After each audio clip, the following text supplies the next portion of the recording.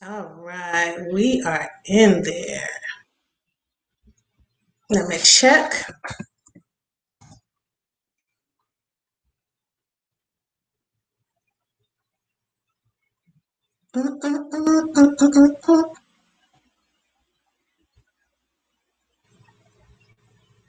Wait a little bit longer.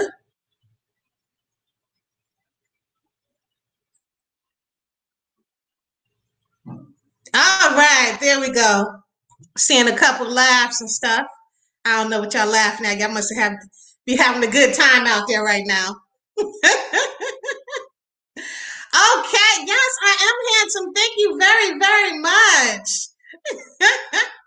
Okay. So we're going to have fun. This is the manly edition of the KW Live. We're doing something special for Father's Day. We are going to have this awesome brother, charismatic, come on, Lawrence Hall, and talk to us. But first, let's have a little intro come on in here.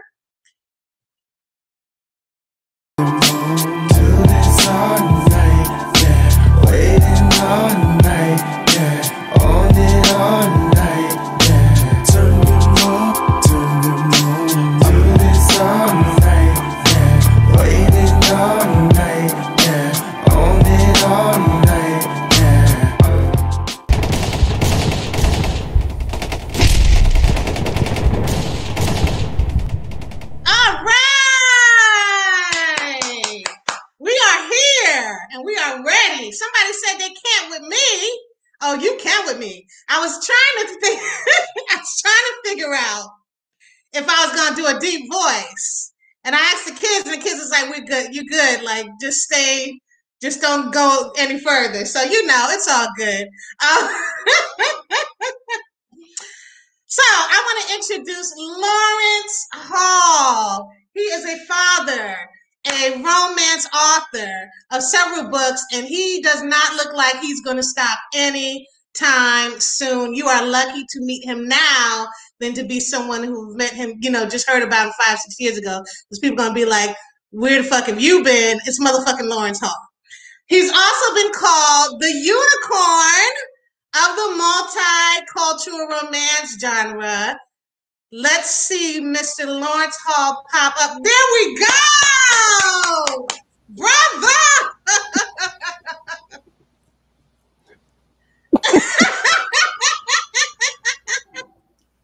We just two brothers. We just two brothers right now, hanging out. My dog. What's up? Yeah, this one. Woo! Thanks for the intro.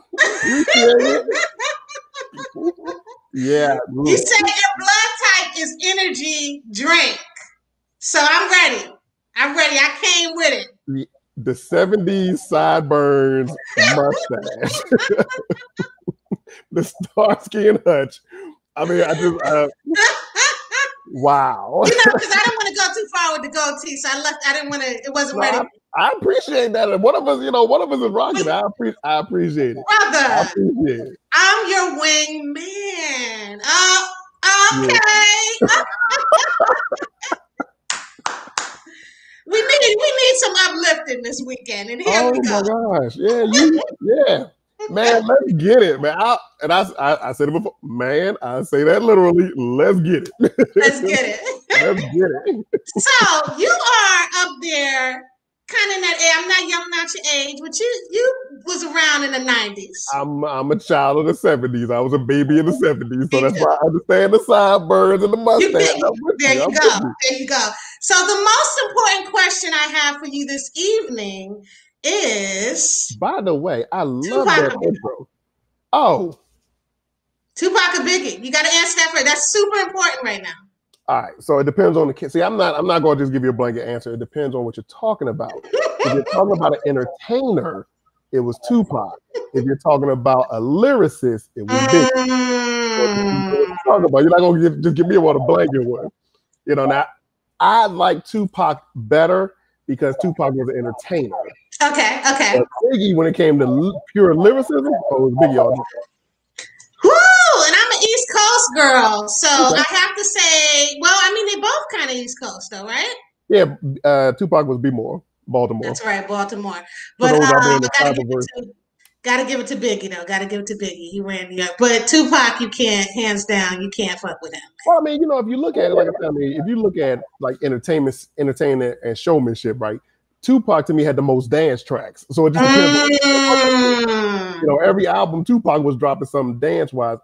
I can't really remember, and I had all of them, but I think on Biggie's, it wasn't until Biggie dropped "Hypnotized" that was like his first real dance track. Oh yeah. Now with Biggie, you in the car, like right. You know, you feeling hardcore, yeah.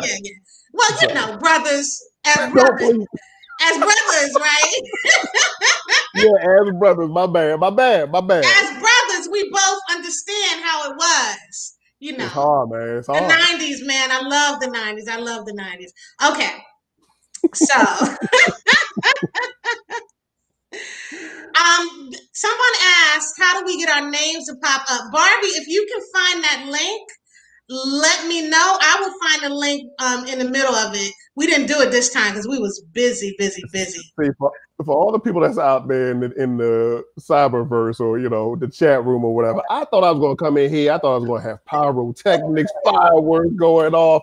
I thought it was going to be a theme song. I was going to walk down the ramp like WWE. Man, can you? I want to also say K. What is it? It's Ken. It's Ken today. Ken. Ken. My dude. Now look, I want to say Happy Father's Day to you. And happy you as well. Father's Day. and to me also, right? Thank you. I appreciate that. How did you spend your Father's Day today? I told them to leave me alone. No one bother me. Everyone just leave me alone. Leave me to my own devices. I just wanted to, you know, just sit there and watch the drive. Just let me do it. It does collect my body and I lay down to sleep. Just chill. Don't bother me. I had a sub. That was it. I had a sub sandwich. That's it. That's all I wanted. That's the only time I left the house and they were to go get a sub and a Mountain Dew. Oh, and 200. Other than that, man, it was like, leave me alone. You just want to relax and chill. Nobody bothering you. Oh, I called my dad. Other than that, that was it. Oh, you said Happy Father's Day to him. Speaking of your father, I was stalking you, and I know it sounds weird because I'm a super cool cat over here. I don't seem like a creepy guy, right? But I was stalking the shit out of you this weekend. And you come from a long line of teachers. Yes. Your parents? Yep. Grandparents? Yep. And my sisters. Yep. Holy cow. That's as far back as I know. You know, I don't, you know, black people is kind of hard for cousins I live too, maybe? My aunt ran a daycare, so yeah. Y'all all are into public service and teaching and all of that. I don't know if I'll say, I don't know if I'll go that far and say public service, but yeah. I mean, that's how you want to consider it. Yeah. The kids are with y'all more than with us. So y'all taking care of them. I mean, the funny thing is, though, it's like none of us really went into it on purpose. It's just like that's just where our calling was. So we all went there. Thank you, Facebook user, whoever you are. So now, how did you like teaching now? And do you miss it? Because you're not teaching anymore, right? No, I'm not teaching. No. Hell no. No. No, I love teaching. I really did, but I don't miss it. Not in the slightest. Not in the least. Not even a little bit. Nope. Did it for 10 years. That was enough. Tell me about your background in screenwriting now. So I went back to school for it, you know, being a child of the 70s, you know, It's kind of like you know, when they say you get up there. So, you know, you do the math. I'm on the wrong side of 40. So, you know, you do your math. And, okay. You know, when you hit a certain age, typically you want to change careers. So change your careers. I decided to go back to school for. It wasn't necessarily screenwriting, but that's what I wanted. I wanted to go into something else. In school, like I found out close to what I wanted to do was screenwriting. It was media studies and screenwriting emphasis. So that's the school I enrolled in. It was Arizona State. I don't even know why I'm shying around what it was. It was Arizona State. And I went back for screenwriting. Well, I'm sorry, media studies and screenwriting emphasis. Wow. That was. Then go ahead. But you're really good. One thing I loved about you is that, like, or love about you is that you have a code on the media, man. You have this great charismatic personality. And I know people tell you that all the time. And you have a way to capture people, which tells me that you are a good writer, because writers who are really charismatic and can grab the audience real fast can do it in books too. So do you think that came with the degree or just life? The degree gave me the technical ability and the technical knowledge to set the story up. That the rest of the stuff is just me, man. It's just me. Like, I ain't even gonna lie. Look, one thing I always say: a Lawrence Hall book is a Lawrence Hall experience. So I mean, I got all kind of crazy stuff going around in my head. So yeah, it's the storytelling, the screenwriting, all of the technical knowledge of setting up your inciting incident, your midpoint, your climax, your black moment, all that stuff came from the schooling. The story themselves, man, look, that's just me. And screenwriting, you got to start it right from the beginning, though. You don't get a big paragraph. You got to go in scene, little bit of action, boom, boom, boom, and that's it. And I think I remember my writing improved after I read this book called Save the Cat, I think it was, and that was a screenwriting book. Right. And that changed my freaking writing completely. So, since we're on screenwriting, and I don't know if you know, you have done your homework. I see you. I don't know if you know that. I'll send you the link later. Netflix is looking for Black writers. And so you should consider adapting one of your books. Okay. So which book would you adapt into a movie? Wow. Good question. For Netflix, because, you know, it's a different audience. So, you know, Netflix isn't necessarily the same as big theatrical release. So for Netflix, I'd probably go with The Frog and the Lady. I go with The Frog and the Lady. Really? Yeah. Because I think that would be one that, from a visual standpoint, from Netflix, nice. We're going to be breaking down each book one by one, but let's just show a selection of all of Lawrence's books. If you see in that right-hand corner, The Frog and the Lady is right there. Yeah, because, you know, when you cut on Netflix, they have that, you know, that first one, that big giant portion of your screen that starts showing, you know, what's out there. And I think The Frog and the Lady would be the one that would be easy to catch in the vignette and really show you what it's about. That makes sense. I also was searching for pictures of you. This is a pen name, right? Say again? Your name right now is a pen name. I'd have to tell you, but then I'd have to shave your mustache off. You're lucky, because if I was like, I'm going to see, oh, no, I won't. But what I did find was that you do a lot of pictures with your glasses on and just looking like you're, you know, hardcore dude. It's my 90s influence. You know, back in the 90s, we was all thugged out. You know, we had the baggy pants and the black NWA, you know what I mean? You know, so. And see, my son likes his pants all like together, like tight almost. And I used to buy him like big, you know, baggy pants, and he'd be like, "This is too big for me," and the shirts would be too big for him. And I'm like, "Yeah, because gotta hide your gun and stuff." And he's like, "What?" So yeah, my hardest conversion was when they took away the baggy, like. The mid 2000s, you know, when the baggy just left, I was like, I was searching high and low. I was traveling all up and down the East Coast to find a good pair of baggy jeans. I still miss my baggy. It's like, you know, yeah, this tight ride up in your crotch, you know. So haven't transitioned to the thin pants yet? I'm like a medium thin. I'm like a medium thin. You're bag and tight at the same time. Yeah, I can't. So more stalking, I found out that Twilight. Tell me how Twilight relates to you in writing. I do not claim Twilight for any of you all out there that are, you know, wondering, hey, Lawrence Hall, Twilight, what the heck? No. Lawrence Hall does not claim Twilight. But I will say that Twilight is what got me started in the romance genre. So great job, Kenya, stalking me. I'm sorry, Ken stalking me, because what happened was with Twilight, my wife, I'm married, and my wife, she's a bit obsessive compulsive. So she got locked in on the Twilight series, and to the point where it was like, you know what, just stop. Like, it was the books, it was the movies, it was Team Edward. You know, I was like, just like that. So, did you see the movies though? I saw the first one, Mm-mm-mm. and then I said enough is enough.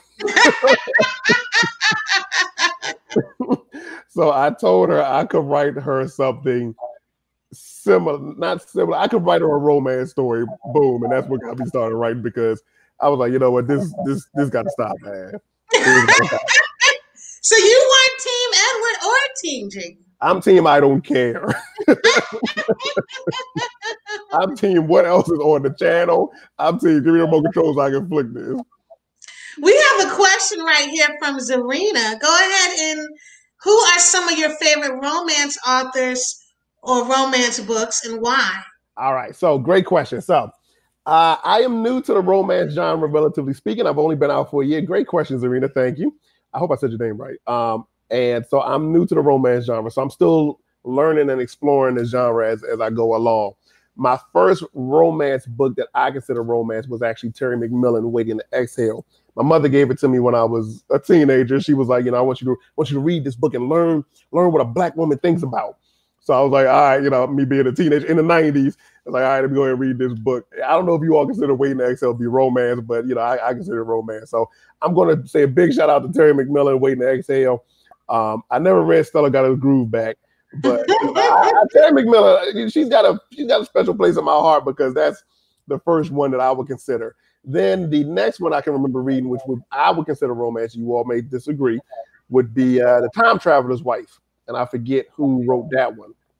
Oh yeah, that's my wife gave me that one. Yeah, my wife gave me that one, and I love that story. Like I could actually go back and read that again. I read it twice.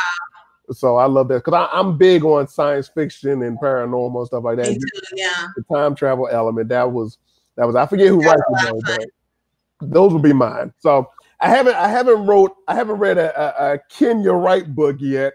Oh no, it's gonna be an experience, okay? That quarantine and chill keeps popping up everywhere I go. So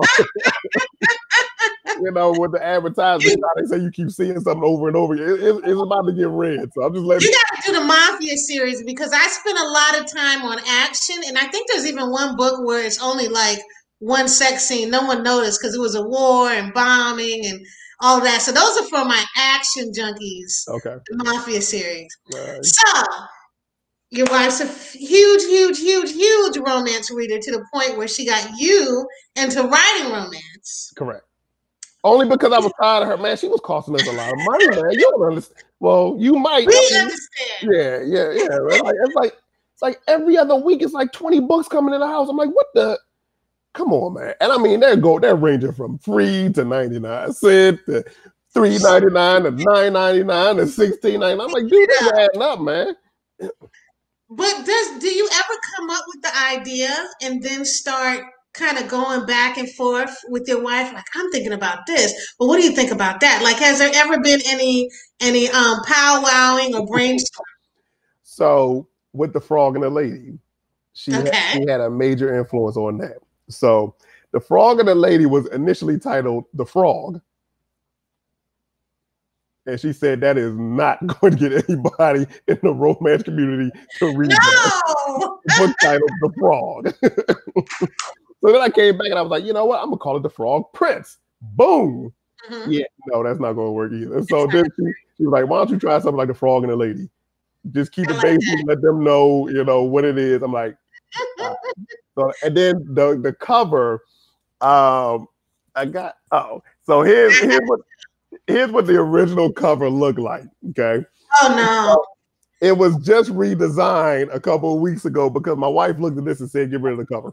And see, this is what we have right now, which is yes.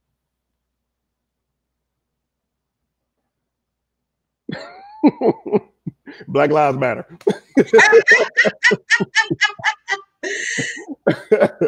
So, so she comes in there a little bit, right? She comes in there.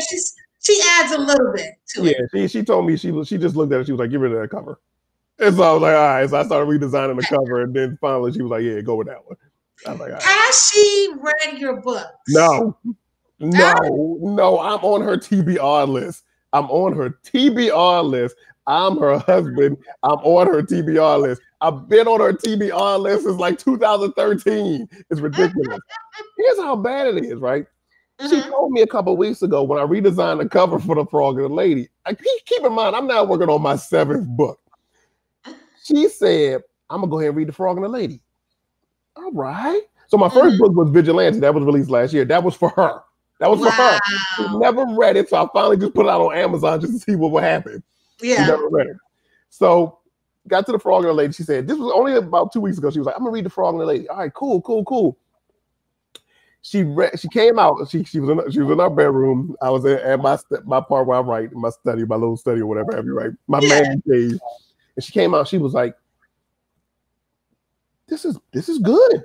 This is good." Okay. I was like, "All right, yeah." Because I'm sitting there like, "All right." She read the first 6 pages and she said, "Because I asked, I said, where are you at?" She was like, "I'm on page 6. This is good. This is good." I was like, "Good." She was like, "I'm gonna finish it." Next thing I know, she's reading something else. Oh my God. And how short? The Frog and the Ladies are short though. It's only like 77 Come on. She read we have someone in here who said they loved The Frog and the Lady. The Frog and the Lady is gold. It is comedic gold. She read the first 6 pages, said she loved it, went to her Kindle and started reading another book. And she was like, this is good. I'm going to go back. I'm going to finish it. I'm just not in the mood for it right now. So I'm going to go to another book that she had on her TBR list for the last year. And so she's reading that book. And then she comes back to me like, the author lost me. So I think I'll go back to The Frog and the Lady now. And see, y'all know what I'm talking about. Renee said she had the nerd act surprise. This is how families treat us. I understand this. I'm 10 years in the game. No one in either side of my family, and they all read. All the women in my family read romance. No one has read my books. A sister, she was on Facebook one day like, "Oh, anybody got any good romance recommendations?" I was just like, really? I'm 45 books in and okay. My mom told me today, I told her, I was like, "Yeah, Mom, I'm working on she was like, "How's the writing going?" I was like, "Yeah, Mom, I'm on my 7th book. I'm working on my 7th book now." She was like, 7? I think I got the first one. Yes, Mom, you have the first one. So you've done 7 in the series? No, Mom, no, they're not all in one series, Mom. Okay. Oh man, I'm gonna have to go back and pick it up. Yeah, you do that, Mom.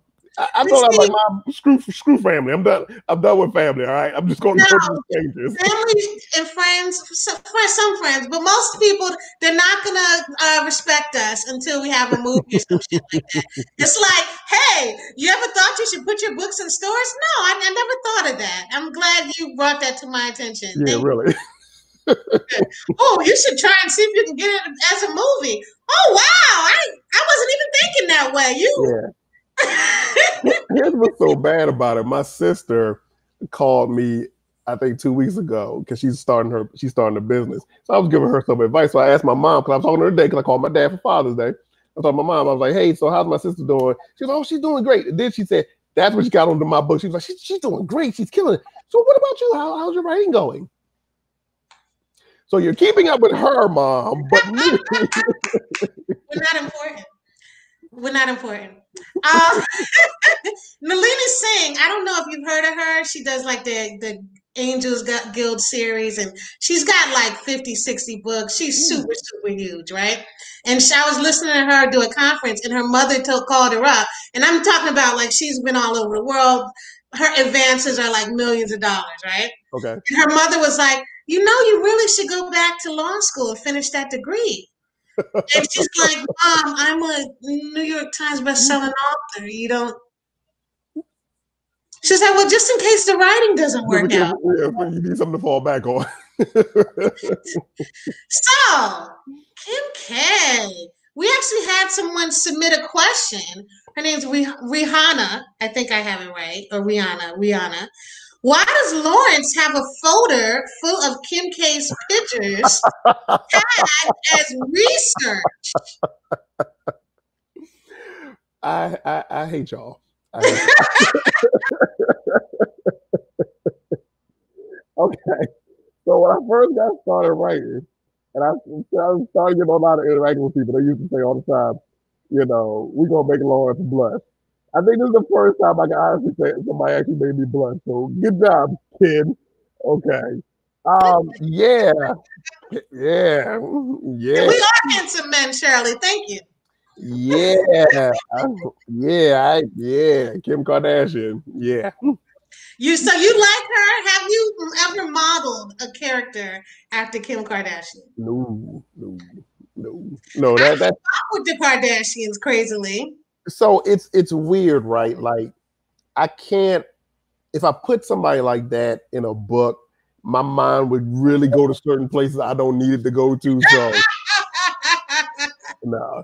It's like I respect other men's wives, right? So even though she's married to Kanye, I wouldn't. And I'm like, look, she's definitely my hall pass. But how long have you liked Kim K though? From the very beginning? Oh yeah, her and Ray J, they had great chemistry together. Okay.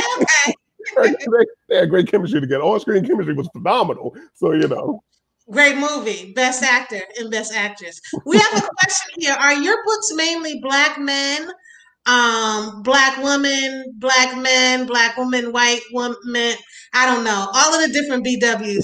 I think you have just my opinion, I think it's all different ethnicities. Right. It's all over the place. And I answer that question. Great question. Thank you, anonymous Facebook user, whoever you may be.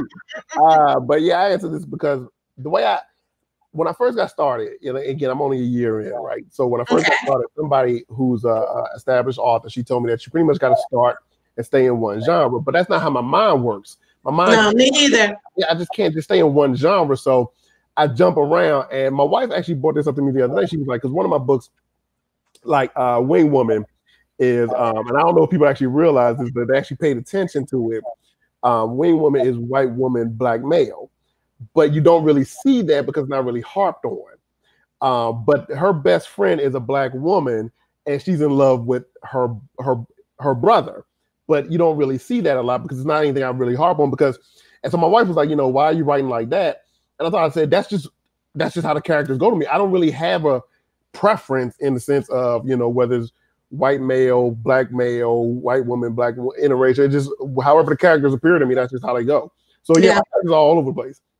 Okay. I'm interracial and I'm straight. I mean, it is what it is. It is what it is. So now, I saw one interview I was reading a couple of years, or maybe I saw some interviews, I read some interviews. If y'all do just Google Lawrence Hall, author romance, you can see all kinds of fun stuff. So I either saw the interview or I read the interview when I was stalking you. And someone asked you, well, how do you justify being a romance author as a man? And you said, and I love this response. What did you say? You said, how could I not know how to write romance? Yeah. Men spend their lives in pursuit of women. Yeah. And I was like, okay. It made no sense to me when the person asked me that. That's like the second question I had when I first got started. Like how can you write romance? You're a male. I mean, even now, like thinking about it, like it doesn't make any sense to me. Like, why would a man not be able to write romance? Like, that's all we do. That's all. Like, 99% of our brain is in search of one thing. I love the men spend their lives in pursuit of women. Yeah. And I was like, oh, isn't that why we all read romance? And for you to write in this male perspective, I mean, I feel like that's why I was excited to read your books, because it's like, you're getting something that you don't normally get. Yeah. I mean, I understand. Look, so I got a book. Again, go back to my wife, right? Because she helped me get started. She gave me this book. I forgot what book it was. I didn't finish reading it. That's a part of the reason why I would like what I'm doing, because I give the reader stories. I'm big on storytelling. And she gave me this book, and I was like, this has no story. Like, this has no story to it. And I was reading the guy, and I was like, that's not how men talk. That's not how men act. What is this?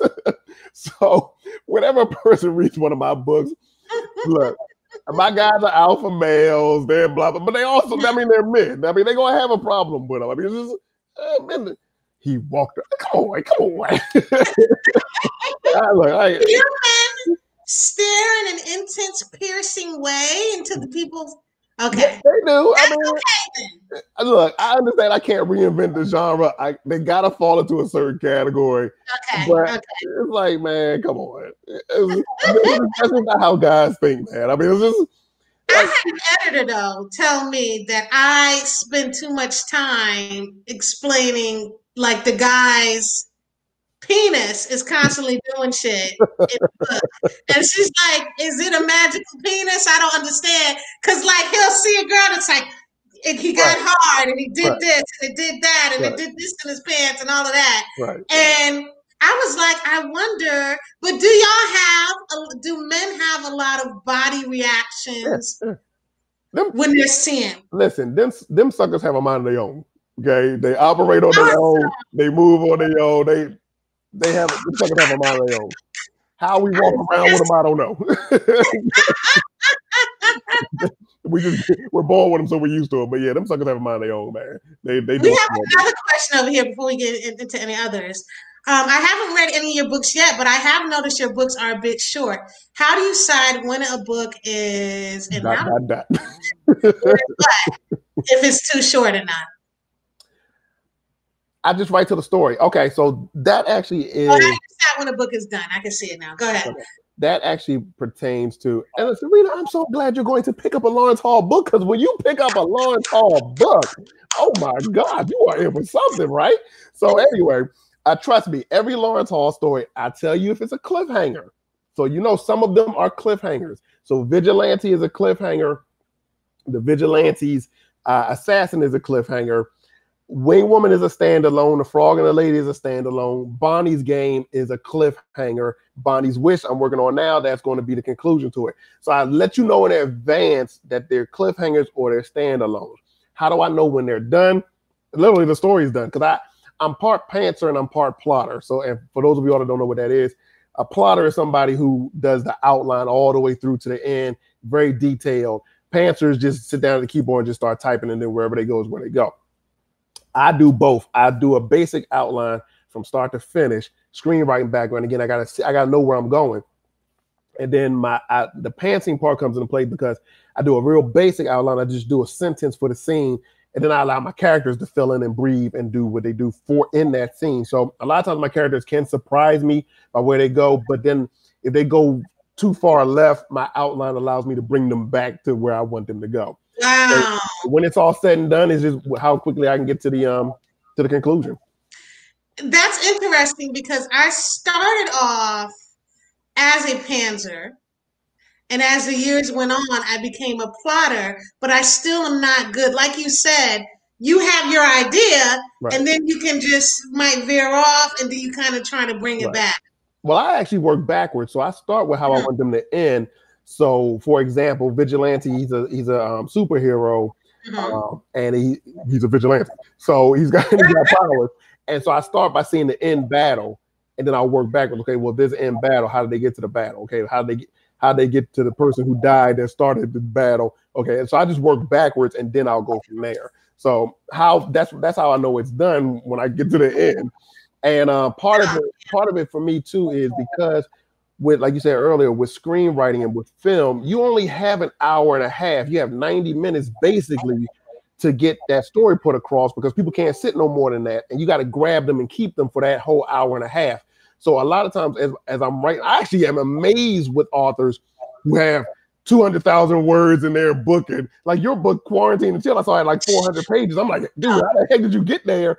Because I gotta pare it down.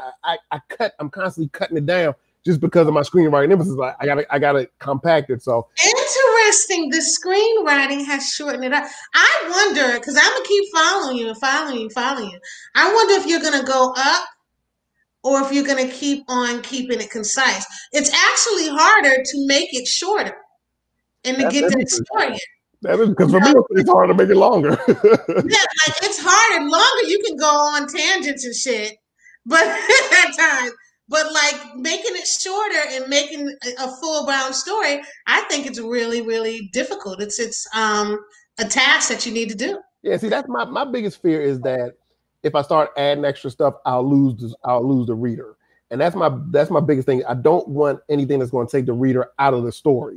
Yeah. So like I've had some people that's gotten advanced reader copies, and they'll send me back their critiques and stuff. They'll be like, Lawrence, I loved it. I found one typo, and I'm like, oh my gosh, you found a typo? Did it take you out of the story? And they're like, literally, I heard one person like, yeah, I had one typo took me out the story. But that's always my biggest thing. So I don't want them going to the point where they're out the story. So it's hard for me to take, any. It's just hard for me to make it longer. Now, this book I'm writing now, I will say Bonnie's Wish, which is the conclusion of Bonnie's Game, is going to be the longest one I've ever had. I will say that. I'm going to predict that as you keep on going and going, you may start getting longer. But I don't know. Because that's how it's looking just now from your backlist already. It's getting a little bit longer and a little bit longer and a little bit longer. Well, I don't know. It's funny because Vigilante is like, I think, again, that's the first one I did. That's like 140 something pages. But then the very next book I put out was The Vigilante's Choice. And that's the one with the blood on it. I think that was like 140 pages.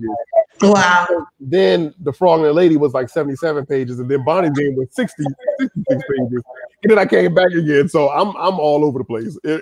There's really no rhyme or reason to it. Keep doing your thing, though. You got to keep doing your thing. You got to keep writing whatever the hell you want to write, any different genre, and write it when the book story ends for you. Keep doing it. Because, I mean, that's how I hate when people tell, like you were saying earlier, when people are like, you got to stay in one genre, you got to do it. Don't limit my motherfucking art, man. Exactly. Because you never know where it's going to go, and I need to go down this path to perhaps do this or that. So, we have a question here. It says, if you don't mind me asking, what made you become an author, and how did you notice it was your calling? We kind of talked about it, but we'll talk about it again real quick. I mean, that's cool. That's a great question.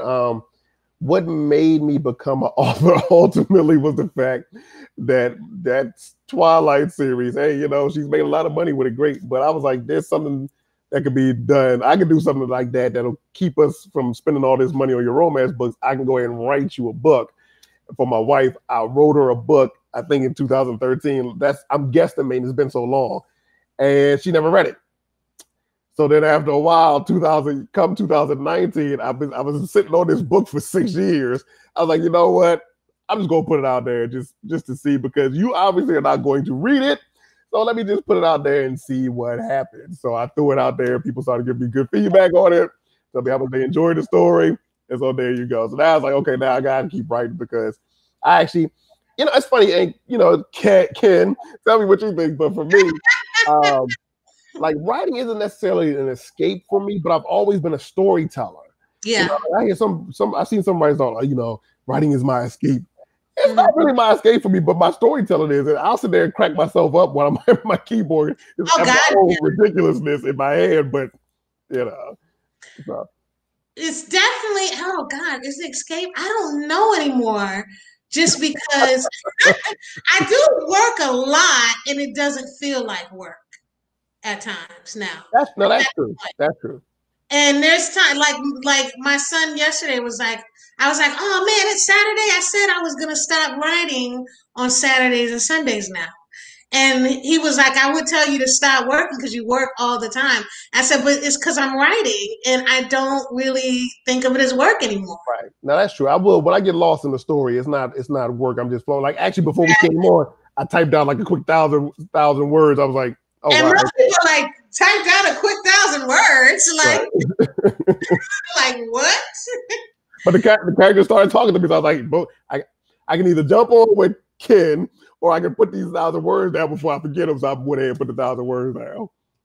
So now, do you think being a male author in the romance genre, can it be difficult? Do you think people have like someone won't give you a chance? Like, what do you think?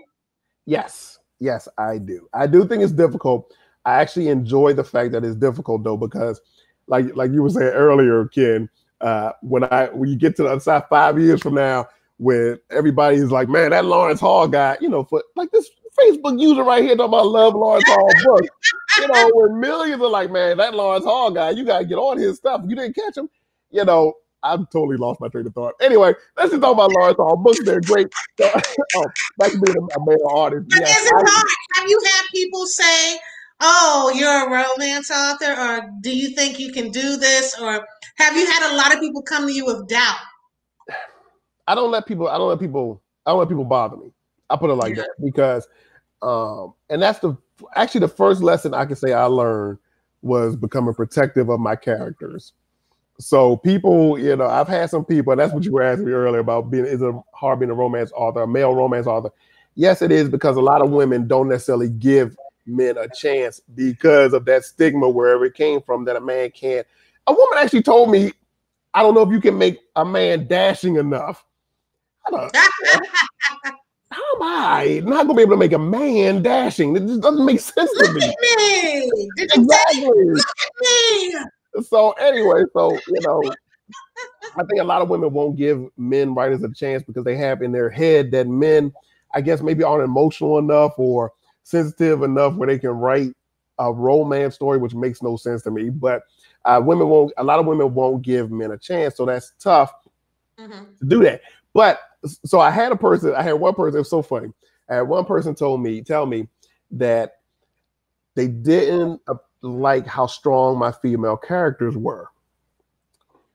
And then the very next person I talked to said, I loved how strong your female characters were. You can't, because people are going to go back and forth. Yeah. So, I tried writing for people long ago, and boy, did that fuck me up for like 2 years. You know, they're like, oh, I hate this person. Okay, I'll kill them all. Why did she kill that person off? Because that's y'all said, oh, not everybody hated her. So yeah. Things are very subjective. So I came to the understanding that since everything is subjective, some people are going to love what I do no matter what. Some people are going to hate what I do no matter what. Some people are going to be like, it was okay. So I'm writing for the people that love my stuff because to me it's phenomenal. And anybody else that doesn't like it, I mean, they can kick rocks, man. I mean, it is what it is.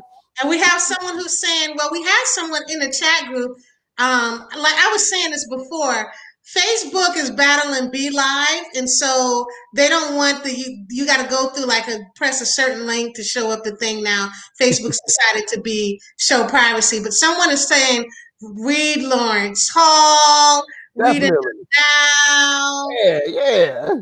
Read everything. Mm-hmm. That's what I'm talking about. Thank you, Mom. Thank you, Mom. Thanks, Lawrence's mom. Hello. Also, someone said they're finally reading Vigilante too. So good stuff. Yeah. But before we get on to Vigilante, let's talk about Bonnie's Game. That was one that really made my group excited because we're a bunch of tons and tons of sisters in there, and we like our sisters being loved by all types of people. Reverse harem.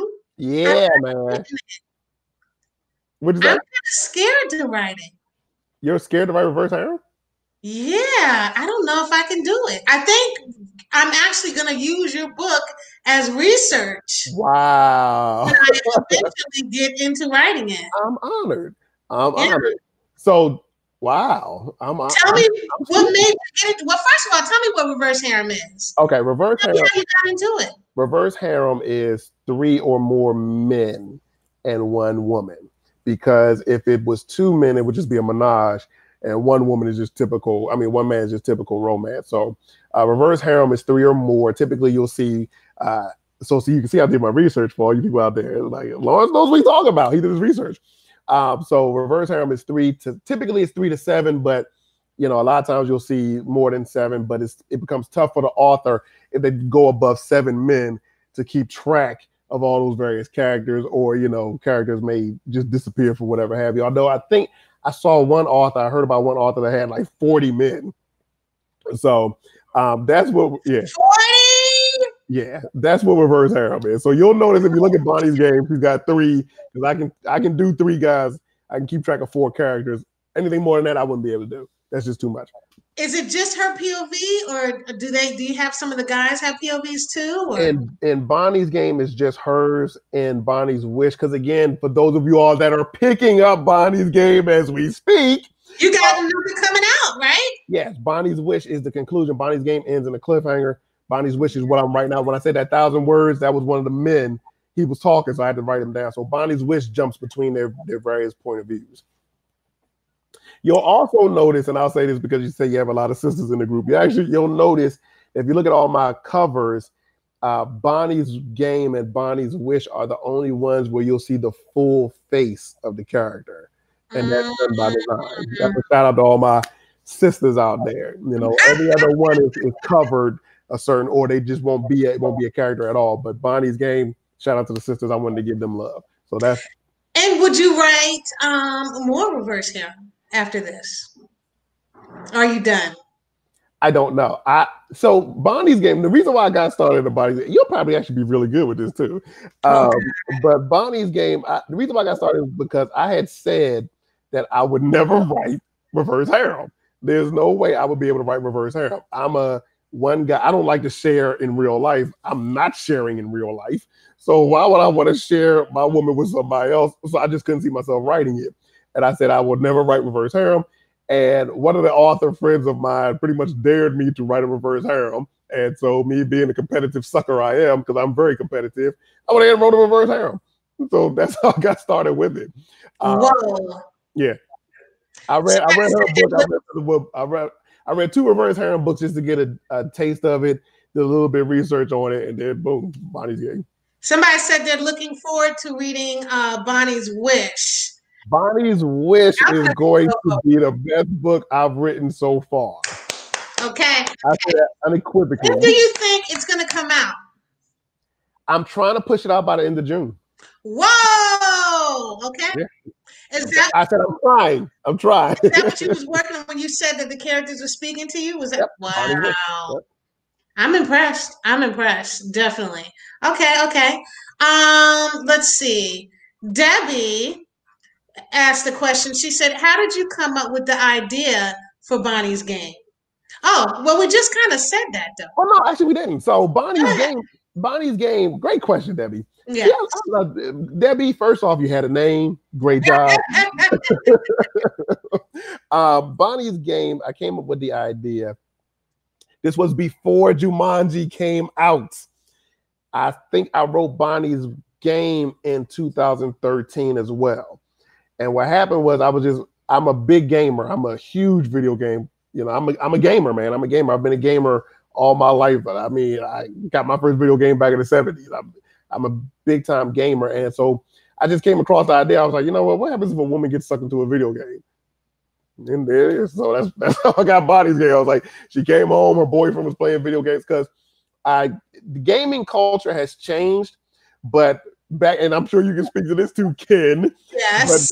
But back in the 90s, women, especially Black women, didn't really like their guys gaming.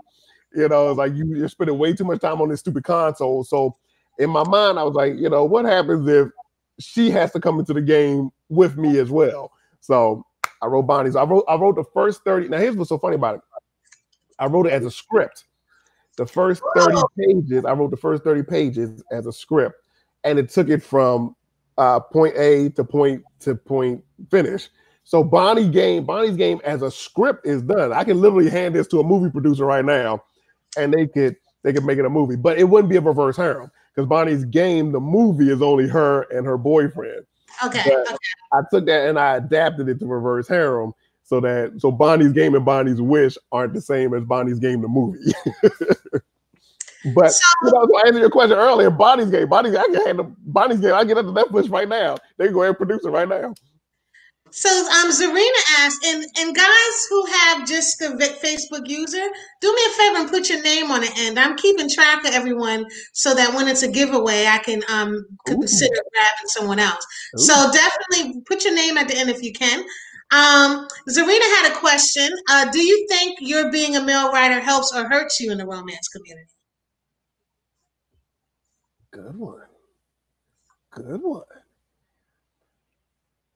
one. I think it helps. It's no. I gotta say ambivalent. I don't know if ambivalent is the word to use there, but I gotta stay down the middle because it helps me and it hurts me. Because it helps me in the sense that there's not too many of us out there doing what we do.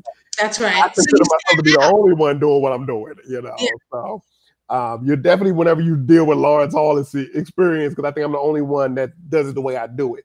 But there's a couple other male romance authors out there. But so it helps me in the sense that I'm unique, and that's why I say I'm a unicorn and all that kind of good stuff, because I'm unique. But it does hurt because, you know, a lot of women won't give guys a chance. I mean, that's just the reality of the situation. It's something I got to overcome. I think you're the only Black heterosexual male that I know writing romance. I'm gonna say that on heterosexual. yeah, that's the only, you know. So I wouldn't say you, because I know there's some Black males that write romance and they usually write MM, but you're the first heterosexual Black male I know that writes romance, and I was pretty hyped about that personally. Let's see. Tristan Falls wanted to know, how dirty can your scenes get? You're gonna have to read. put it like this. It's not fade to black. Okay. My scenes are not fade to black. My scenes are not fade to black. There's no fading to black. There's going into completion. There's bodily fluids exchange. There's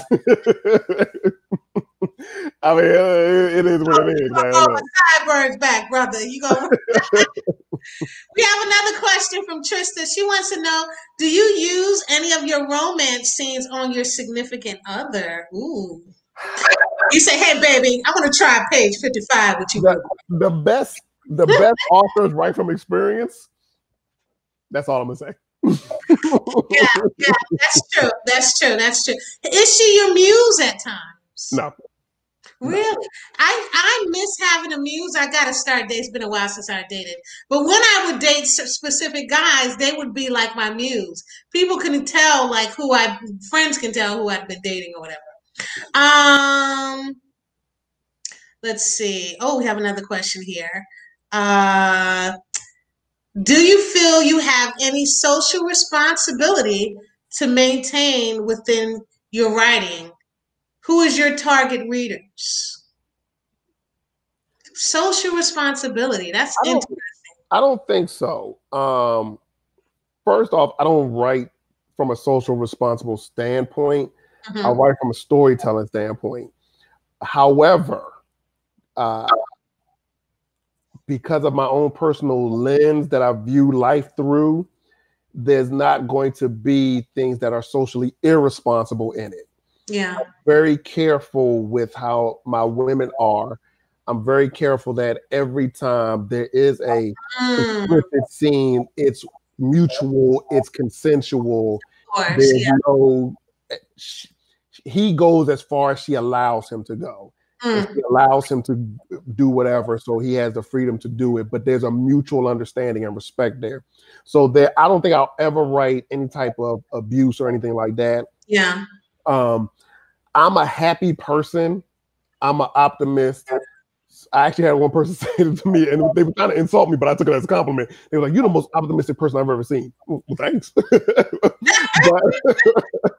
So there's not a lot of dark in my writing. I mean, characters are going to die. I mean, I'm going to kill some characters. Somebody's going to die. I mean, somebody's going to die, but not from a situation where it's like a dark thing. It's a situation. It helps to move the plot. So now, who do you think your target reader is? My target, I actually don't know, to be honest with you. I really don't. I really don't know who my target reader is because I'm all over the place. Yeah. You're getting, and you said you've been writing for only a year. I'm pretty shocked by that. I think you are going to be really doing your thing. Because you're already. Yeah, that wasn't heterosexual male enough. Sorry. Dude. I can't do this.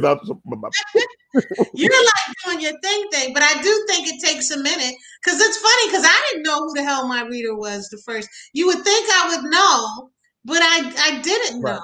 And that takes some time. You're still trying to figure out who you are as an author. Right. I mean, so like if you look at Bonnie's game is black woman, 3 white males.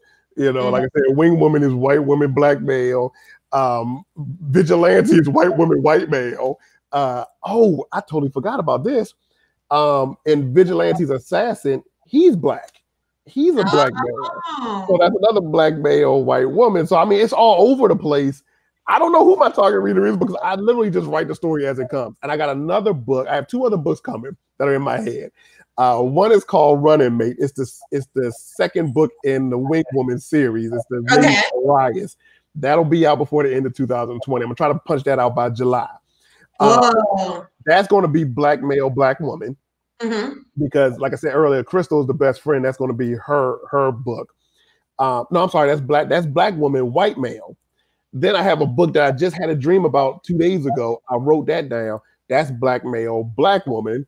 So I'm literally all over the place with my stories. No limiting right now. No limiting. Yeah, I just write them as they come.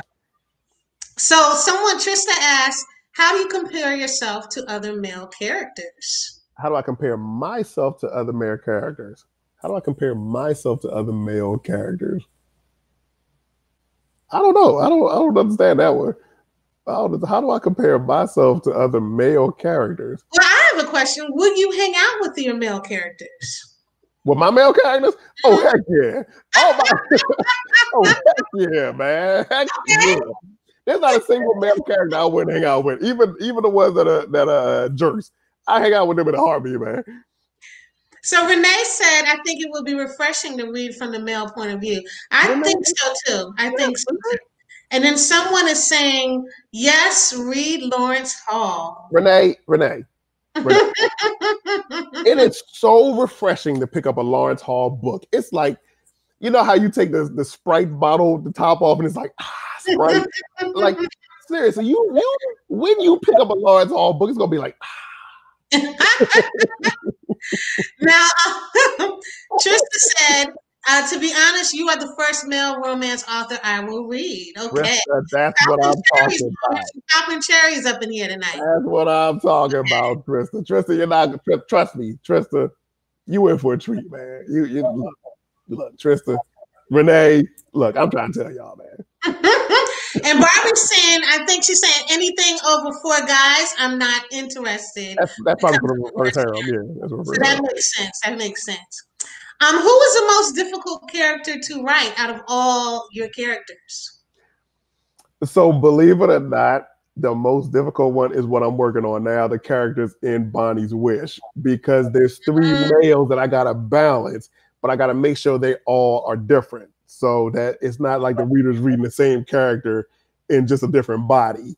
So trying to make sure that all 3 of them are different, that's actually the most difficult for me. That's why I'm scared to write it, though.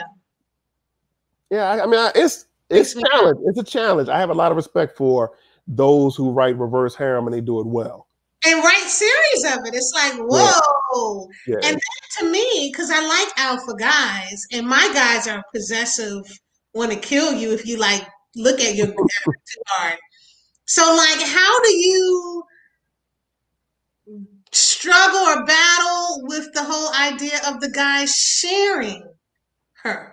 That's the first thing I had to overcome. That's the first thing. You don't share. You don't want to be in a reverse harem. That's exactly. I wish somebody would come to me with that nonsense in real life. It can be reverse harem, but I wish somebody else.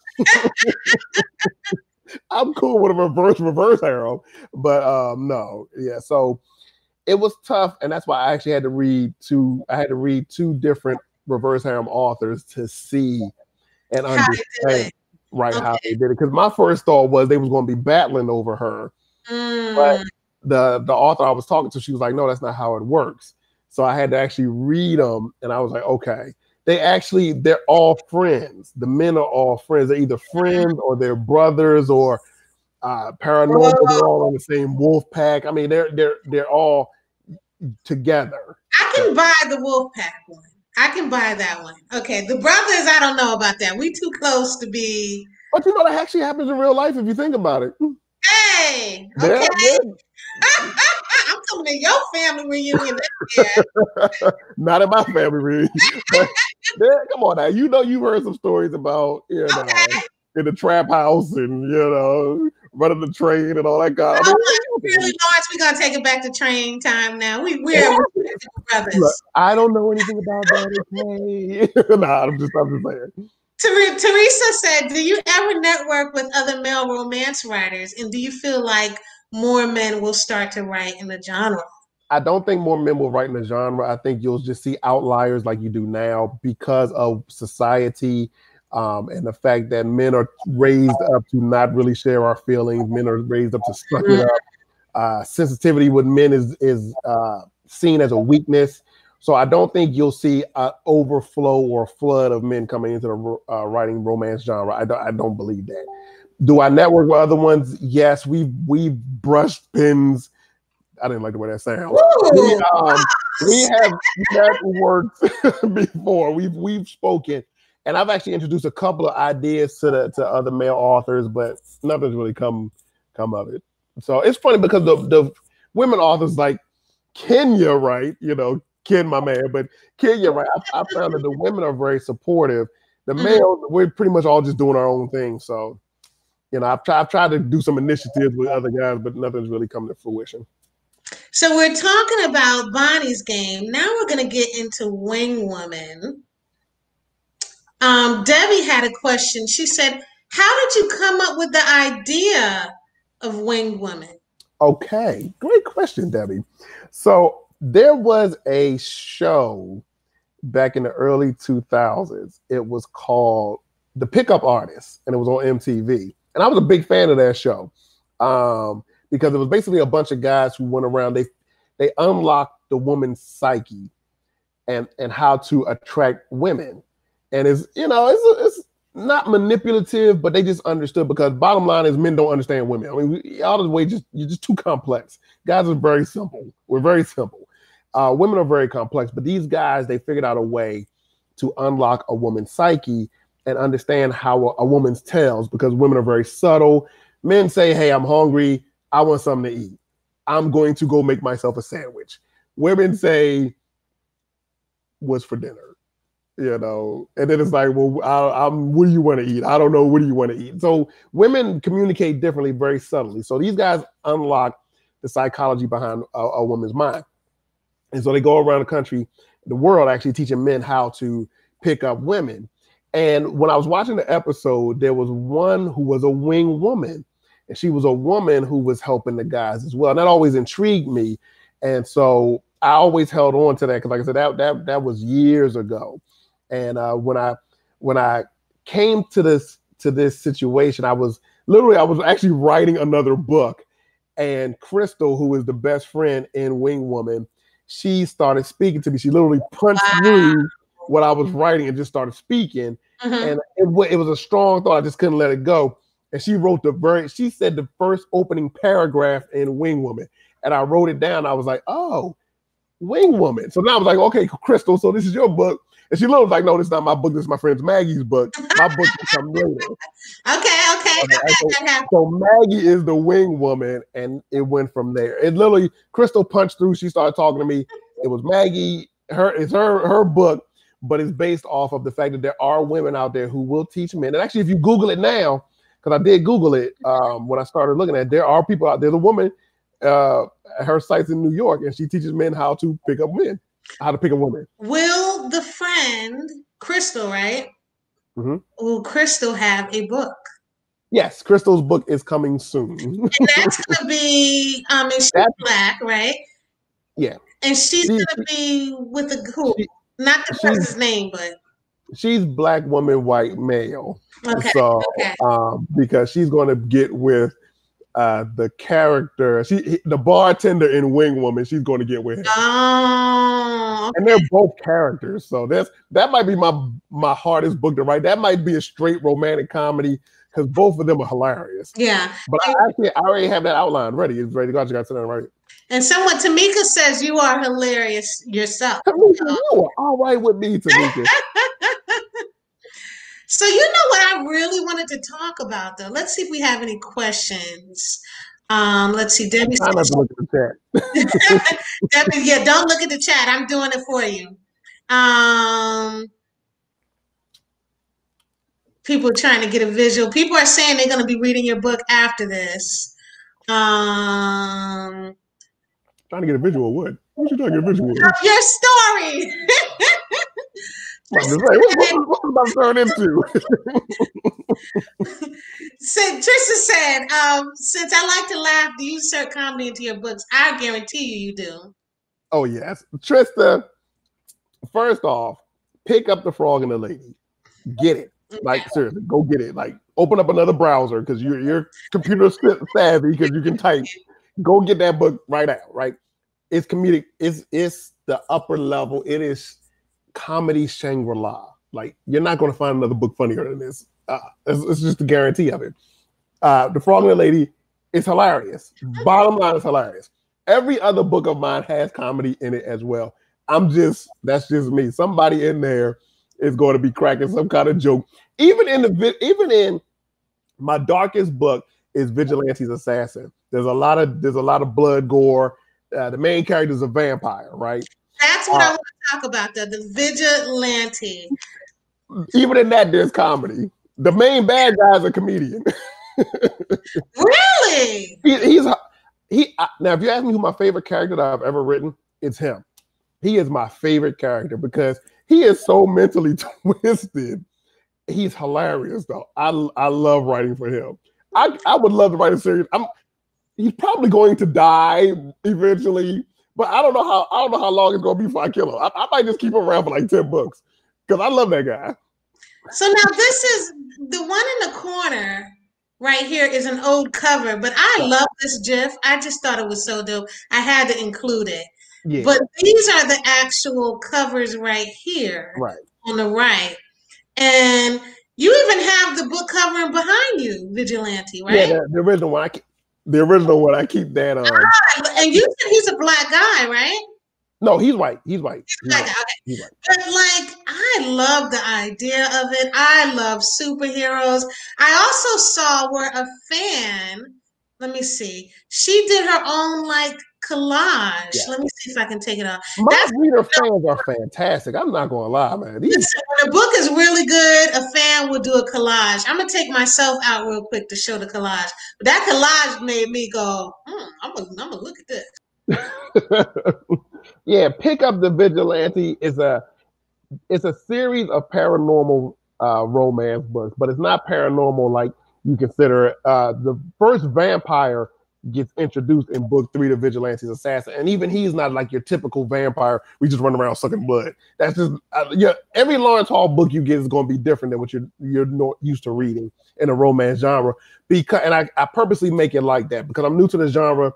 So I don't really read a lot of romance authors because I don't want their stories bleeding into my stories. But I am an avid reader. I do read a lot of books.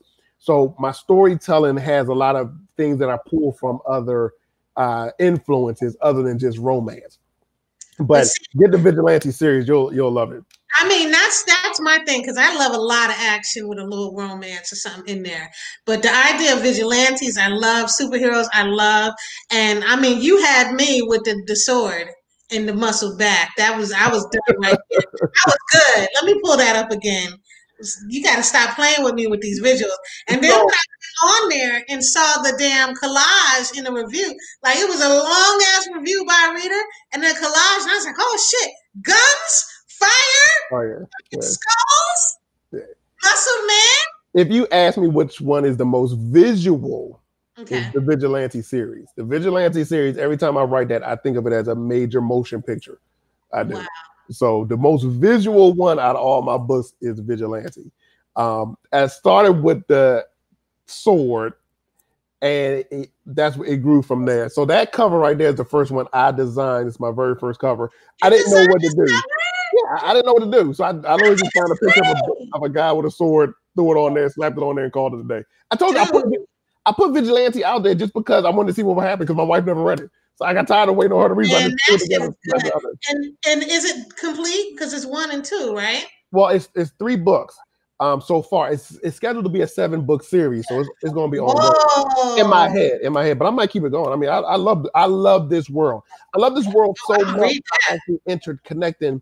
From now on, all of my stories are going to be interconnected with this one world. So even in do it. Yeah, so even like Wing Woman, which is just a contemporary, is in the city that the Vigilante's in. I just started doing that, and boy, is that so satisfying and fun. But it's helpful too, because people are like, "You like this series? Well, you're gonna like this because they're in here."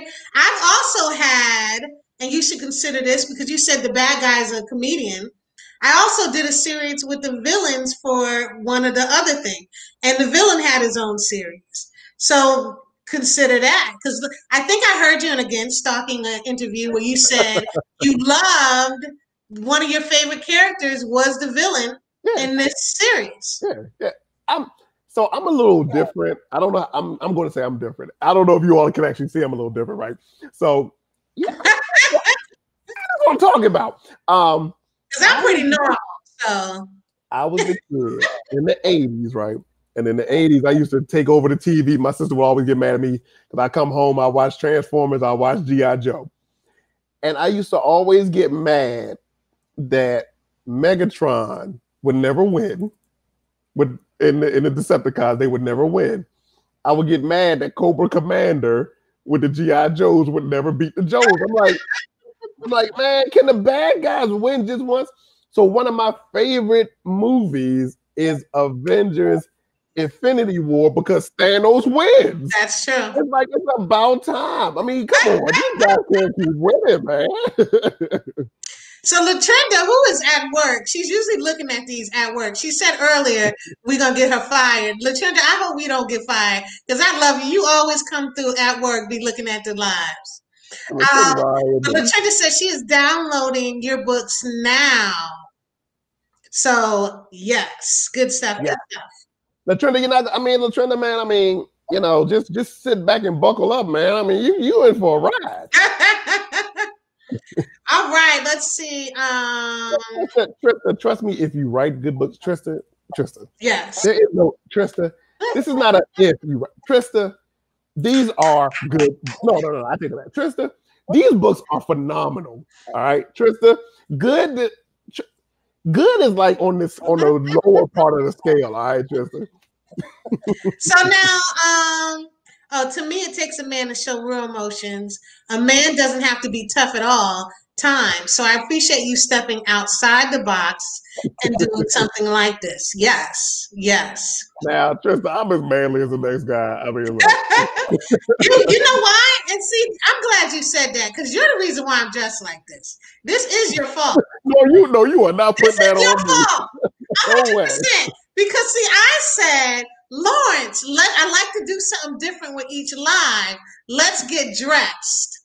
I said, I'm going to wear like something like sequins or something. And you wear I remember this conversation. And you said, sure, I'll wear a suit if that's a t-shirt and jeans. And I said, what the fuck, Lawrence? And so I said, the only alternative could be that I dress like a guy, apparently. So look, Lawrence Hall keeps it real. Lawrence Hall is 100%. Ladies, everyone in the chat, if you meet me, when you meet me live, because I would love to get out there and do some conventions when everything calms down. When you meet me, this is me. I'm not putting on, this is me. Okay? So Kenya, not Ken, Kenya said, Lawrence, how about you dress up in a dress? No. Yeah, I was like, I'm going to be a guy. You could be a girl. He didn't want to do it. He froze a little bit. Lawrence, you froze a tiny bit. There you go. Okay, you're in there. Are you in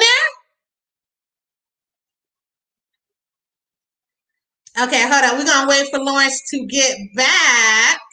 Oh, there you go. Here we go. He's coming back. I think he's back. Nope. Okay. He will be back.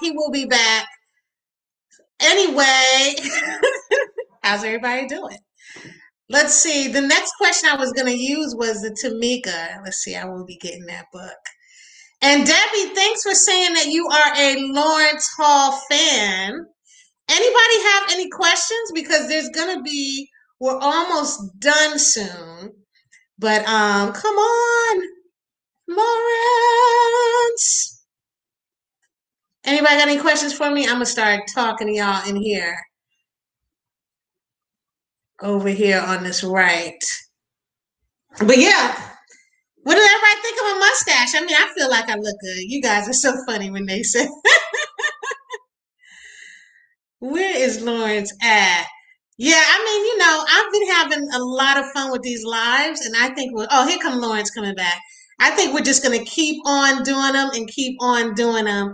Hi, Mr. Lawrence. What the heck? I was talking about a dress. I got lost. What happened? See, you know what? We were talking about dress, and the live said, no, that's enough of that.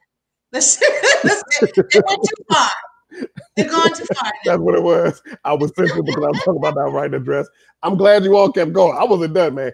I am not wearing a dress. I thought we could do opposites. I'd be a guy, he'd be a girl. I could have sent him a wig and all that. I think we're gonna see that one day. Maybe next live where you come in. We're gonna work on it. You're gonna think about it. Lawrence is gonna think about it. Look, I know I told the people that I would never write a reverse harem, and I wrote a reverse harem. I am flat out telling you, there is no chance. It will be snowing. The devil himself will be throwing snowballs before you see Lawrence Hall in a no. Listen. No. Halloween? That is a non-starter. That is a non-starter. No. No. You know that kid that runs around with Tracy Morgan where he's like, no, nope. That's Lawrence Hall when it comes to a dress. It's not going to happen. It will never happen. It will never happen. So Debbie said the Vigilante book one was great. So everybody definitely get it. Barbie said, you are special, Lawrence. You are. Boom. Very special. Yes, I am. Hey, look, I own it. Okay, look, this is Lawrence Hall, man. I'm trying to tell you. You get a Lawrence Hall experience, man. An experience. Now, Tamika wanted to know, do you kill off your main characters? Tamika, I promise you, none of my main characters will ever be killed off because people do die. Oh, yeah, people die. I'll kill my secondary character. I have absolutely no problem killing off my secondary character. But my main character will die. It's fun to kill characters. Yeah, somebody got to die. Look, in the Vigilante series, somebody's dying. I'm telling you that now. But no, I'm not going to kill off my main characters because, again, I'm an optimist. Every book, every series will have HEA, Happy Ever After, or Happy for Now. I'm too much of an optimist. So thank you, Debbie. Glad to be back. So now let's get into the frog and the lady. Let's just talk about that. Comedic gold. Platinum. What's higher than platinum? Whatever it is, that's what the frog and lady is. Probably King and Wright. That's what I'm talking about. That's what I'm talking about. I completely 100% agree. So is it similar to the myth of, not myth, the fairy tale of the frog and the prince? Oh no. So here's the frog and the lady.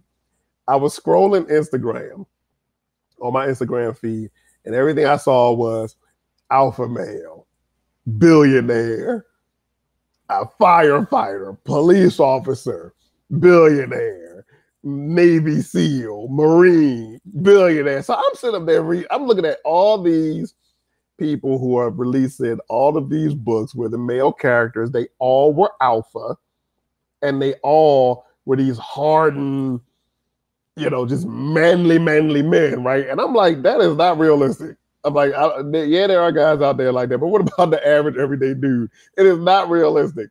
So I said to myself, I'm not going to write a book like that. What happens if I was to write a book? Because I was like, these aren't realistic. This is just not realistic. What happens if I was to write an alpha male, but there was something wrong with him? So I have to write a male. He has to be alpha because if he's a beta, no one's going to buy that. No one's going to, at least from what I saw. I've come to find out that there are some beta male books that people will read. But I was like, this was when I first got started. I was like, nobody's going to read a beta male. So he's got to be alpha. But he's got to have something wrong with him, man. I mean, all this billionaire, Marine. I was like, you know what? Let me think about it here. What could be the most ridiculous thing? What if he's afraid of bugs? Oh, okay. Because every woman that is in my circle, every time there's a bug or a small creature, they call the men to come handle that. Me? Yeah, I do that. What happens if he's afraid of bugs when they call him to come handle it? Or what? Let's take it a step further. What happens if he's afraid of bugs and she's not? So let's flip. Boom! There it is. That's what it is. So the frog and the lady has nothing to do with the fairy tale. He's an alpha male. He's successful in business. He's got a chiseled jaw. He's just alpha to the core. Yes. Ladies, man, he's just everything. And he's afraid of bugs. So there you go.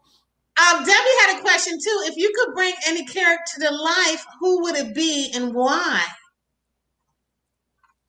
If I could, good one, Debbie. It would be Larry the bartender in Wing Woman. Okay. He's the one that's going to get with Crystal in the second book, which is Running Mate.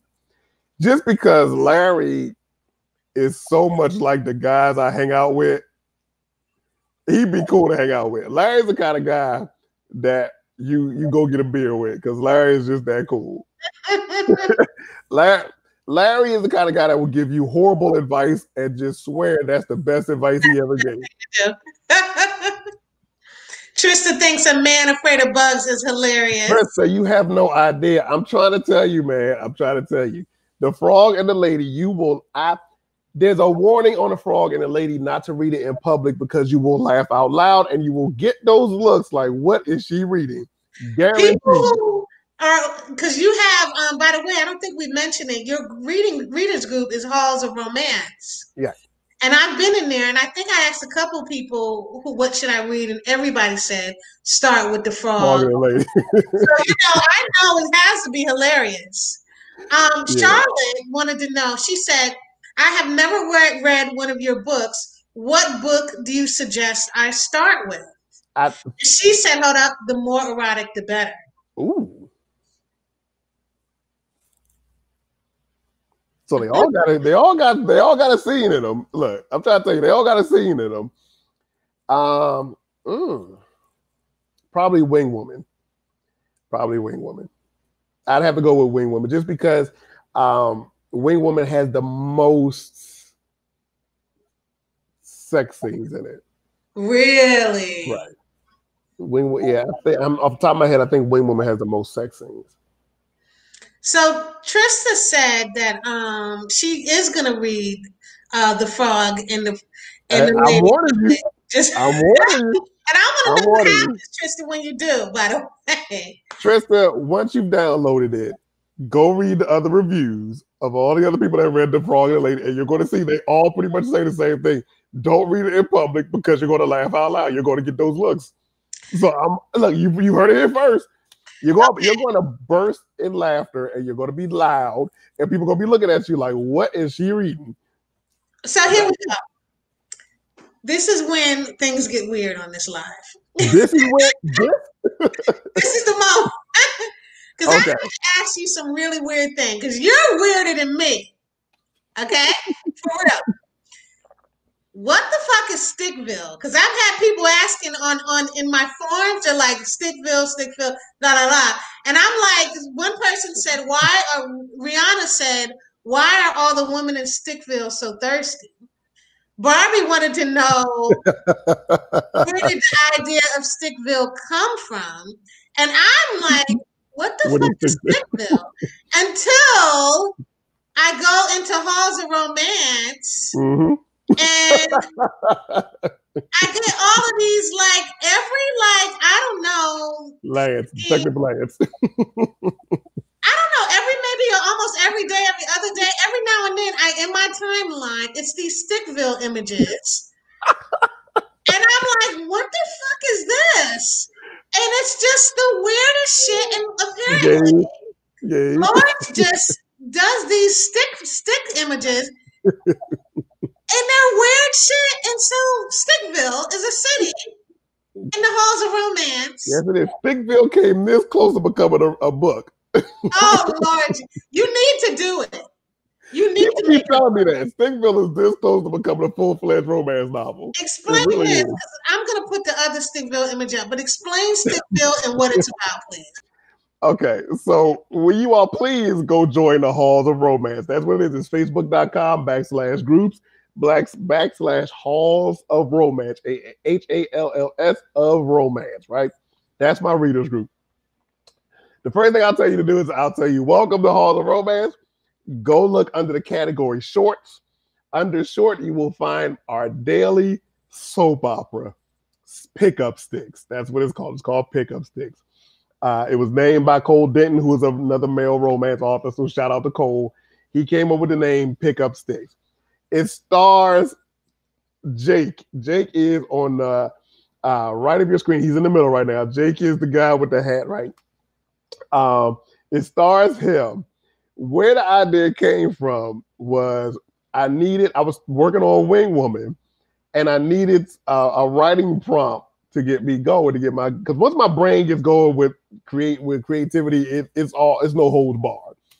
So I needed something to get my brain going. So I said, let me just do a quick writing. You know how writers say, if you're a tree, what happens when the leaves fall? Something silly like that. But I was like, you know what? I can't do that. That's not sparking my creativity.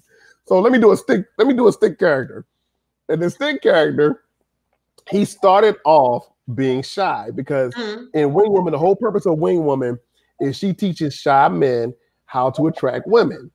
So the main male character, he's shy.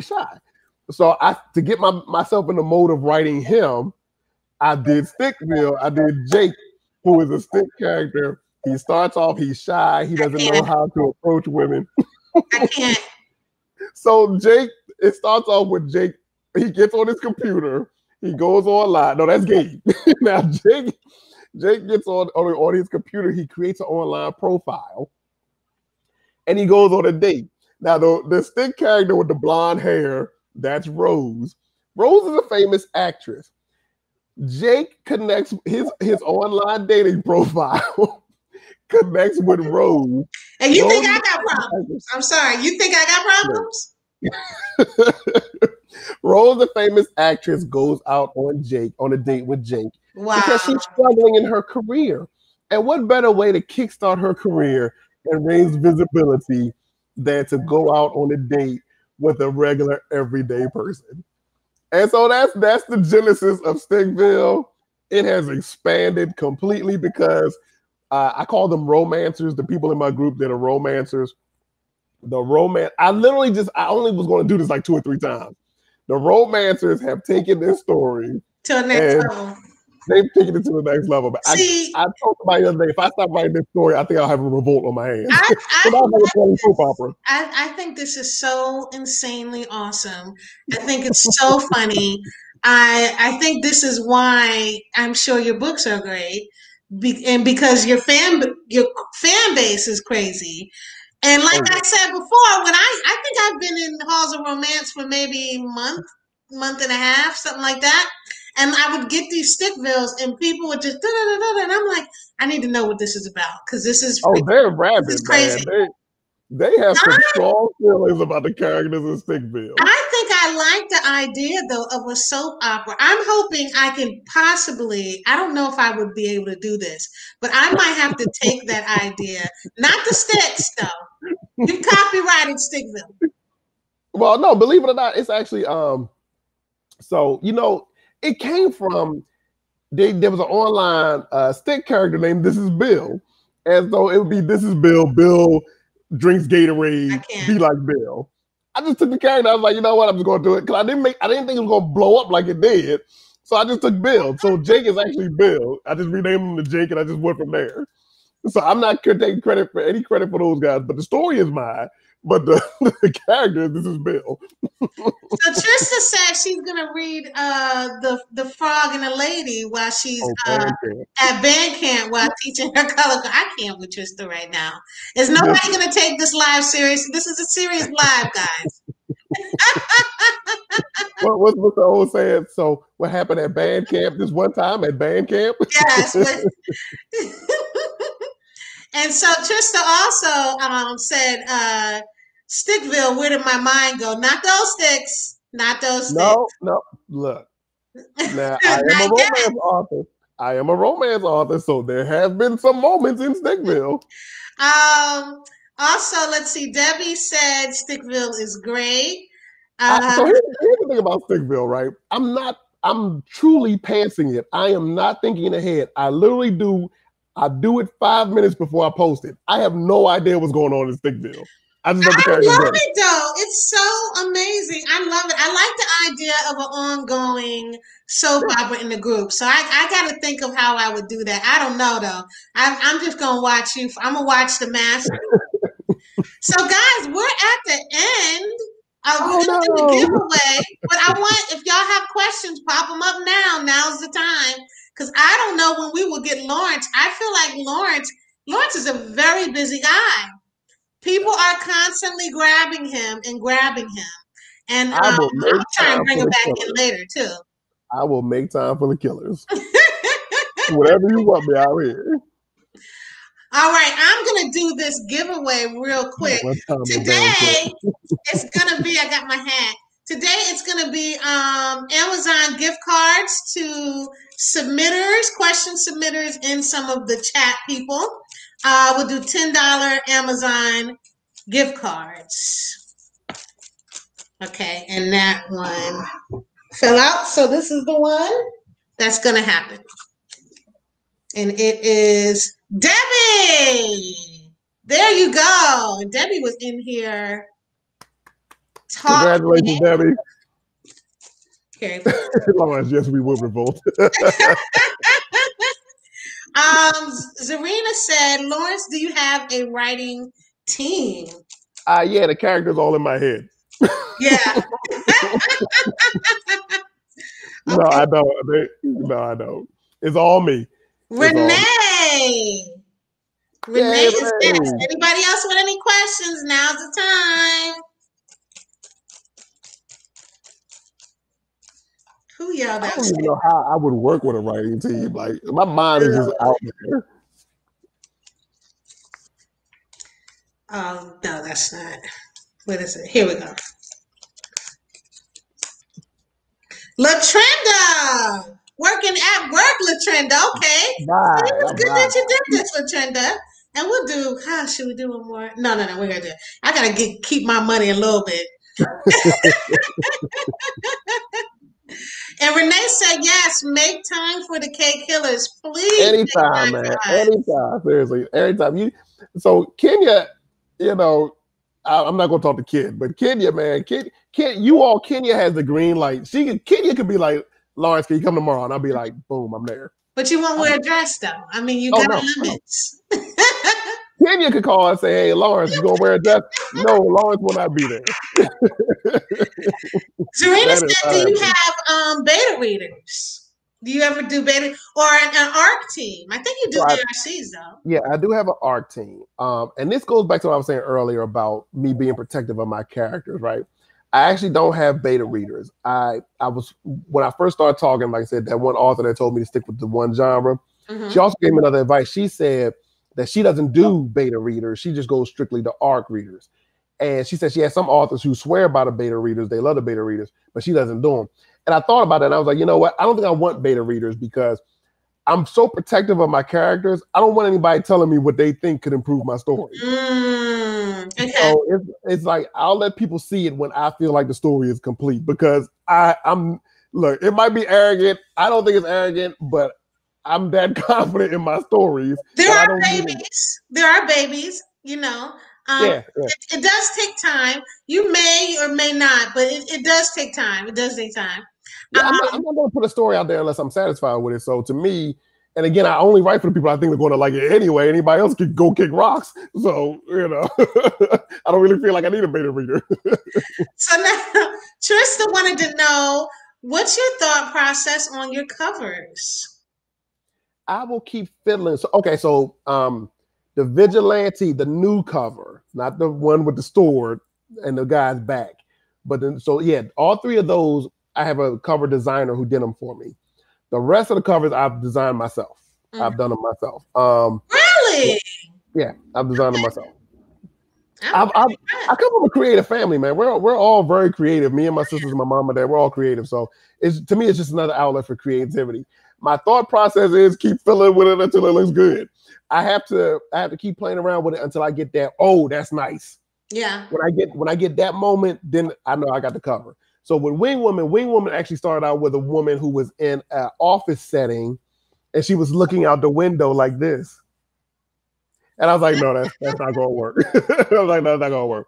So then I changed the colors, blah, blah, blah. If you notice though, all of my colors, there's like a blackness to them. They're dark background colors. Yeah. Other than the frog and the lady, that's the only one that's colorful, and that's because it's the only one that's really a romantic comedy. It's funny, yeah. Yeah, but I love black. So things that all my covers pretty much gonna be black, and they all gotta grab me. If they grab me, then it's like, okay, it's ready to go now. So y'all gotta check out I'm personally checking the Vigilante series out first and then going to Bonnie's Game since the second one will be coming out. Yep, but then also we have Wing Woman, we had The Frog and the Lady. We talked about all his books and they all sound good to me. Don't forget about Halls of Romance. I'm in there just acting up and looking and being. Please, man. We have a lot of fun in the Halls of Romance. If y'all want to stay busy in 2020 and keep your mind with escape, Halls of Romance is good. You got to stay up with Stickville. Just at the very, if not to not worry about Lawrence Hall, but just to look at what Stickville is about. Stickville is released Monday through Friday at 11 a.m. or a little bit earlier, a little bit after. That's when I can free up myself to go do it. But I relax on Saturday and Sunday. But Monday through Friday, you're going to get a new Stickville episode. Trista said, please do a live chat with him again. That's 100%. Anytime. 100%. Lawrence gonna need a restraining order from me. By next year, he's gonna be like, look, Kenya, I've asked you several times. No. Well, anyway, he just popped out. Let's see if he's gonna pop back in. But anyway, it is time to go. Someone asked me what I'm working on now. Y'all do know Quarantine and Chill is out. Oh, there he goes. Let me pop him up. Quarantine and Chill is already out. And that cover right there. I keep seeing that cover, man. I'm like, you know what? This dude with the hair, I'm gonna have to get him. You gotta get him. I'm gonna have to get him. This is the one with the cartoons, right? Yes, yeah. I've been doing illustrations for a couple books every now and then. Really nasty illustrations. I saw one where he was behind her. I was like, okay. Yeah. And then there's a toilet tissue scene everybody talks about. I got a lot of people who, because it's a heist for toilet tissue in the middle of the book, because it's set during quarantine time. Quarantine. But someone asked me, I had two weird requests just now. One person said, "Can you say what? Tristan, what are you drinking over there? Say, Lawrence rub you in baby oil and wear spent." Okay, I'm not doing this with you right now, Tristan. This is a serious live. I don't know why y'all ain't taking it serious today. But I'm working on the Russian Mafia series, Misha and Ava, and then moving on to Casimir and Emily. But I want to see if Lawrence, I'm going to show it to you, and I want to see if you have any last words. Okay. Oh, am I supposed to start talking now? She said you want to show me something. Go ahead. I was so unprofessional. I was like, okay, so this is Lawrence Hall, you all. Yes, the last words from Lawrence Hall. Go get Lawrence Hall's books. Get all 6 of them. You're not going to regret them. They're all phenomenal books. Every book is an experience. It is the Lawrence Hall experience. This is Lawrence Hall live with Kenya Wright, but now you get a chance to actually experience Lawrence Hall. Go get every last one of them. Book 7, Bonnie's Wish, the conclusion of Bonnie's Game, Reverse Harem, will be dropping at the end of June or early July. So you don't have to wait long. It's coming. And you all, thank you for your time, man. Kenya, like I was trying to say before I got lost. Uh-huh. You think you're stalking me? I'm stalking you. You all don't know. I got a You all don't know. story. Kenya has no idea. Like she's my Yoda, right? Like she is the one. I'm like, look, the woman has 45 books. Dude, I'm working on my 7th one. I'm going to follow this woman wherever she goes. She talking about me. Look, the people that I have on, I think secretly I want to write with them, because every time I have a person on, I think to myself, oh, I wish I could write with them. That's something we got to pursue next year. It's a time, but it would be fun to write something with you. I don't know what. It would be funny because I like funny, but it would have to be something hilarious and dark. I don't know. I don't know how you're gonna do that, but okay. All right, I'll write you next year hopefully when the year is a little bit better. Thank you so much. Thank you. Thank you. Our 2 characters will be a person who's dressing up as a man trying to get another man to dress up as a woman. No. All right, guys. I will see y'all later. Thank y'all for coming in. This was great.